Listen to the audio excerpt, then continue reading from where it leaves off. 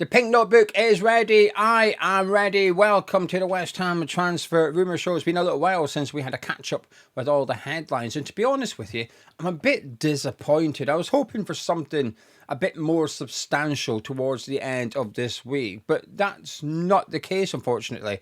We're going to kick it off with Fernandez of Southampton. And the latest news is that we're possibly not going to bid again. If we do, it might be a little later on in the transfer window. And this is what I find frustrating, really, because the price for Fernandez has always been touted at around about 50, 60 million all summer, really. And it feels like we've ignored that and gone, they're wrong, that's not going to be the price, we'll bid 30 million. Now, I don't mind bidding low at the start because your first bid is always going to get rejected.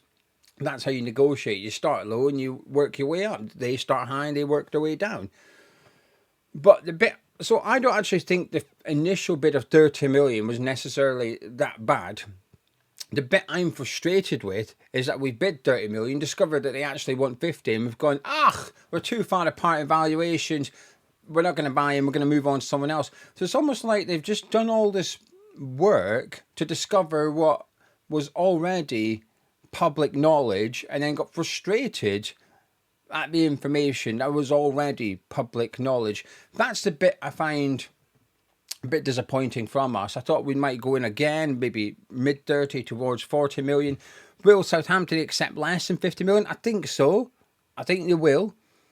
But it may take 40-something million to agree a deal. Maybe we've decided that's what it's going to take, and that's the bit that's too rich for us. I think we've turned up expecting Southampton to be pushovers in negotiations, and we've discovered actually that's not the case. But even if you dismiss all the Fernandez rumours, look at Everton with Dibbling. Everton went in for Dibbling. Southampton said no, 50 million. And Everton ended up walking away because Southampton said we want 50 million plus, I think it was a 25% sell-on clause as well. So Southampton are tough at negotiating.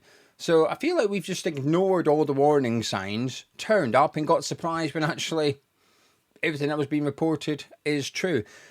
I don't think we're quite over this yet. I don't think this is all right, let's just move on to someone else. But the noise is coming out from the club. I think David Sullivan's spoken to Claret Hugh and the West Ham Way and Hammers News about this, and they're all reporting similar things here. But also Graham Potter's done an interview and he spoke about how he's happy with the team. I understand why he's saying he's an employee of the club, but sometimes I'd just like a little bit more from some of our managers, like what Farke's doing at Leeds. He's saying, no, this isn't good enough. I need more signings. I'd prefer to hear that. But what Potter also said is we're also always looking to bring in players, improve the squad within the financial parameters of the club. Right, okay, that feels like a read between the lines here kind of thing. The players we want, I ain't getting kind of thing. Maybe I'm reading too much into it, but that's how I certainly picked up as well. So I feel like it's a bit disappointing. I'm not convinced that this is the end of our pursuit of Fernandez, because the other noises are that Fernandez is open to move to West Ham. And I believe the rumour that he wants out of Southampton. I believe that. It doesn't necessarily mean he wants to come to West Ham, though. It might mean that he wants to go to Portugal or play for a club playing European football. And I think he's good enough for that as well. So his ambition may be greater than what West Ham can offer at present. The only issue he might find is that the clubs that can match his footballing ambition may not be able to match Southampton's asking price. But saying that, at this point in time, it's not just that we can, it's that we don't want to. So a bit of a disappointing news for the number one target. I think this is about the 5th number one target for central midfield now. I'm sure there'll be a 6th one at some point over the next few days. Anyway, before we move on to the next transfer rumour, if you're new to Hammers Chat, please do subscribe. Getting close to 45,000 subscribers. So if everyone watching this can subscribe, if you haven't done so already, if you think you have, check. You're watching on TV, get your phone out, because it is a bit fiddly on your telly. I appreciate that. But I would also appreciate it if you took the 5 seconds to subscribe. It's free, doesn't take you any time at all, doesn't cost you anything. So massive thank you to the 44,927 of you so far. And also please do drop a like on the video as well. We can get 1,000 likes. That would be splendid. Also tonight, Sunderland preview time. The match previews are back. Premier League football is back tomorrow night. Liverpool against Bournemouth. Then on Saturday, the Hammers are back up against Sunderland. I'm recording the preview with Gonzo later this afternoon. It will go up later on today on this channel. I'm looking forward to doing the preview. I'm looking forward to discussing Premier League football. I'm looking forward to the football being back. And on Monday, I may change my tune depending on how the weekend goes. But for now, there's a bit of an excitement, a bit of a buzz about me.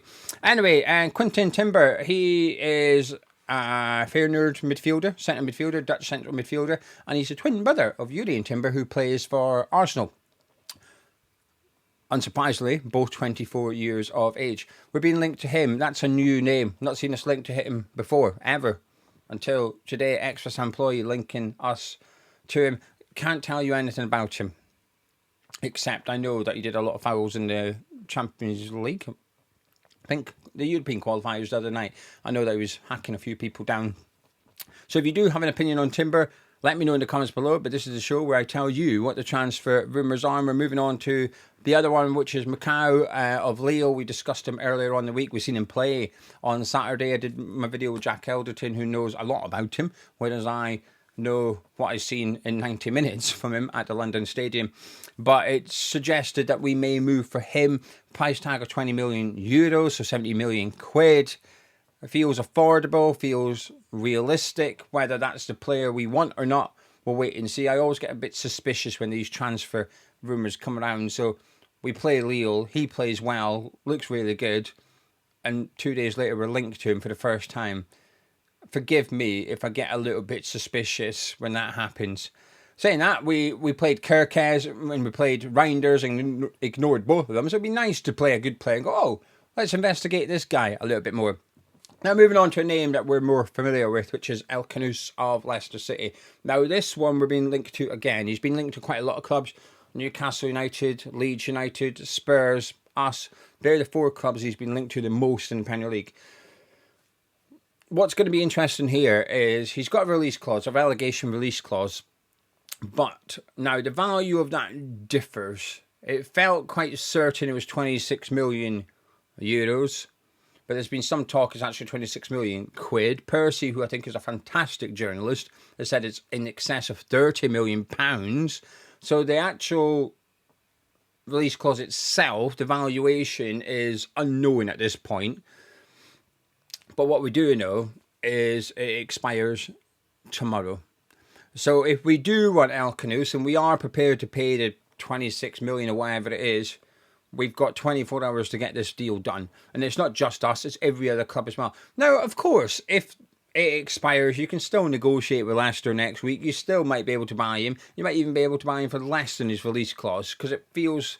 But it feels like a good price. 26 million for him, I'm not offended by that. I think that's a fair valuation.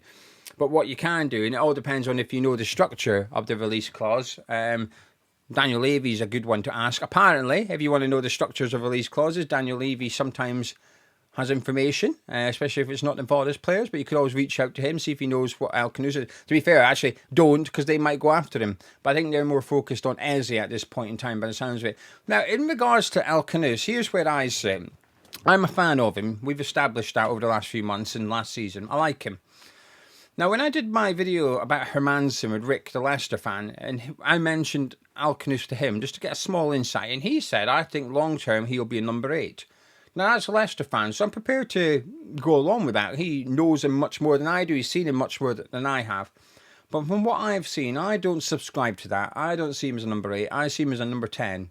Can play out wide as well. But I just don't think he... I think going forward he's good. When he gets on the ball, he's constantly looking up. His progressive passes are really good. His movement with the ball is really good. There's a lot of things I like, but everything I like about him is in an attacking sense. And I feel like when I watched Leicester and he was a little bit deeper in some games, I felt he was a bit positionally struggling. I thought he was a little bit unaware of his surroundings at times when he's been a bit deeper. He was a few yards out of position, which is problematic in the Premier League. People will play it through you and they will use the space that you vacate. And I thought he was guilty of that quite often. Now, he is only 21 today. So he was a young player in a new league, a new environment, in a crap team as well. So everything that's like set up for, sometimes a player will go to a club and everything's set up for that player to succeed. I would suggest Ekitike at Liverpool, for example. He's got Salah and Gakpo. Then behind him, he's got Wirtz, Szoboszlai, McAllister. He's got Kerkaz and Frimpong supplying the. It's hard to that set up that on the pitch that you just need to be an average striker to look good. Really, you're going to get a lot of chances. But with Leicester, it was almost like the opposite. It was difficult for him to thrive in that environment, for him to look good. And I thought he did look good. I thought he was their best player by a mile last season. But I feel like he's quite raw. I think there's a lot of learning to be done for El Khannouss. That's why at 26 million, I think it's a fair fee. You're not getting the finished article here, but you're getting someone that's very promising, that's been in England and the Premier League for a season now. I like it. It would get a tick for me, but there's a lot of talk how we're going to get one midfielder or two. And we're being told that if we want to, we're going to have to move midfielders on. Now, we'll get on to a couple of them in a minute. But if that's the case, then I don't feel comfortable with El Khannouss being our only midfielder signing. If we sign one, I don't want it to be him. If we sign two, I'm all for that. Plus someone like Douglas Luiz or a gamble on Mukau. I'm more of a deeper midfielder, if that makes sense. So El Khannouss, it gets a cautious yes for me, and it's not a reflection of him at all. Talent, yes. Sort of, is he what we need? At this point, no. I think we'd be getting a great player, but I think there'd be players better suited to our requirements and what we're lacking in the team at the minute. Right, moving on to players that we're looking to move on. But before we do, I'll tell you what I struggled with last night watching West Ham. Not in terms of we were bad. We were all right, actually. I thought it was a decent enough game. I thought Orford had a great game. I thought Kante came on and looked really, really good. By the way, I'm sorry I'm glowing. It's because the sun's... When I started this video, the sun wasn't out. Now it's coming in, and it's because of the sunshine reflecting off all the walls. So apologies. You're just going to have to put up with me glowing. Anyway... yeah, the kit clash. Oh my word! I don't want to watch a game of football go in my socks, but that's practically what I had to do last night watching that game. Although a decent enough game. Conte was he left an impression on me. That's what I will say. I found myself looking forward to the next under-21s game, so I'm hoping he will start. I thought when he came on, I thought he was great. But I thought Orford was easily the best player on the pitch out of both teams. So I like what I've seen. Good win for West Ham, albeit against like a non-league side in Woking. You can only beat what's in front of you, you know that. However, just how was that even allowed? That kit's going on. If you haven't seen it, we were in our away strip, so that ecru colour, the cream colour. Woking were in white with a red sort of sash down the side on the front of the shirt. So when you were looking at the players' backs, a slight difference in tone, and that was it. They both had navy shorts. It was hard to watch. But anyway, I did my best. I got through it. Right then, players that could leave. Alvarez is one of them. Apparently, the reports are Potter's still not too keen on him and that we're willing to sell him. It's hard to not believe that. I appreciate we've changed his shirt number, but as I've covered before, I think that's a wise thing to do. Same with the Gerd. Make them feel important. Make them feel appreciated.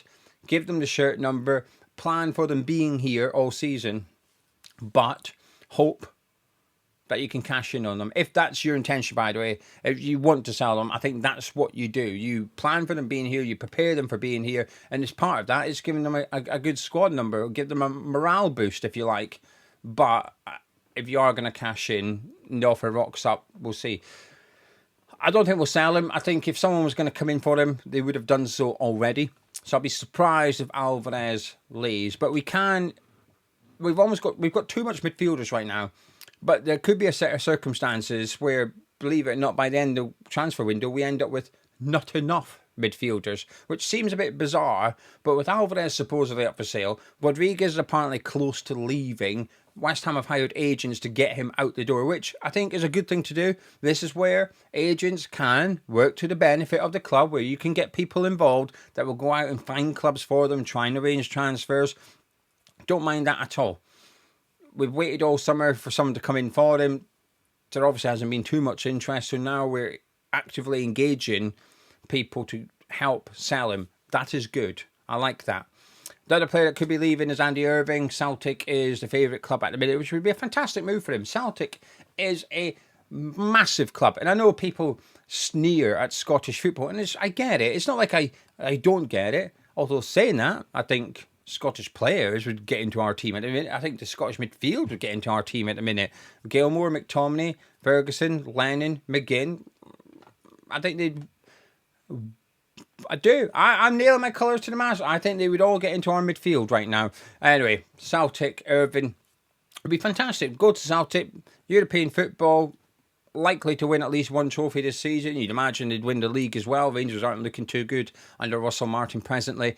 This would be a fantastic move for him. As for us, I think the price tag's about £3 million. It's not exactly going to allow Potter to go bring in Fernandez, is it? But it's getting a body out of the club.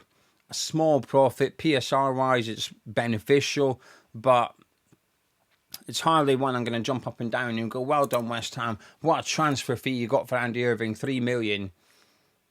It's hard to feel good about this transfer, but it's also hard to feel upset by it. His minutes are going to be very, very limited, but what I would say is, whilst he's been here, I don't think he's done anything wrong. A couple of games he struggled in, more often than not, I thought he's looked more than comfortable in a West Ham shirt.